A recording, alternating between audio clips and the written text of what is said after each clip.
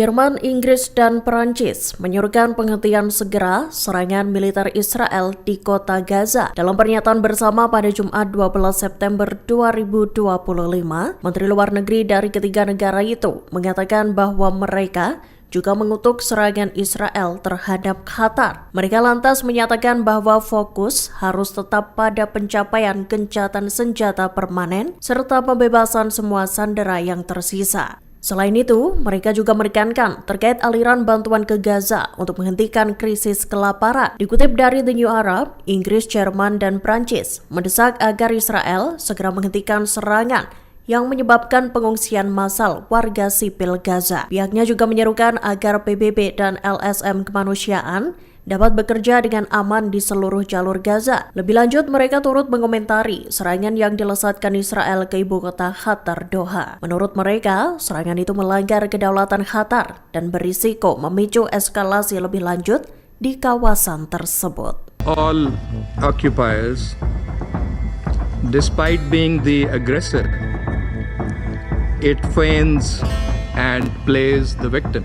Perwakilan Pakistan untuk PBB melontarkan kritik pedas terhadap Israel dalam sidang Dewan Keamanan PBB pada Kamis.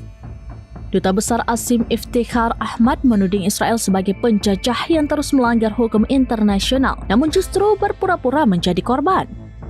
Ahmad juga menambahkan bahwa Israel adalah penjajah yang tidak mendengarkan siapapun, tidak mengindahkan nasihat apapun, bahkan dari teman-temannya jika memang masih ada. Israel juga menolak, bahkan mengancam anggota komunitas internasional, media internasional, organisasi hak asasi manusia dan kemanusiaan, serta mengancam PBB dan para pejabat seniornya. Kecaman itu menanggapi pernyataan Duta Besar Israel untuk PBB, Dani Danon, yang membandingkan serangan Tel Aviv di Doha dengan operasi pasukan khusus Angkatan Laut Amerika Serikat pada 2011 di Pakistan yang menewaskan pemimpin Al-Qaeda Osama bin Laden.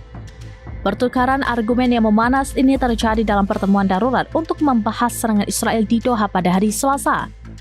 Israel mengklaim serangan itu menargetkan para pemimpin Hamas, namun mengakibatkan korban sipil. Di akhir sesi, Dewan Keamanan mengadopsi pernyataan yang mengutuk serangan tersebut dan menyatakan dukungan untuk kedaulatan Qatar serta perannya sebagai mediator dalam negosiasi mengenai Gaza. All occupiers, despite being the aggressor, it feigns and plays the victim. Majelis Umum PBB menggelar pemungutan suara untuk resolusi yang mendukung solusi dua negara untuk Palestina dan Israel. Diketahui pemungutan suara itu digelar pada Jumat 12 September 2025.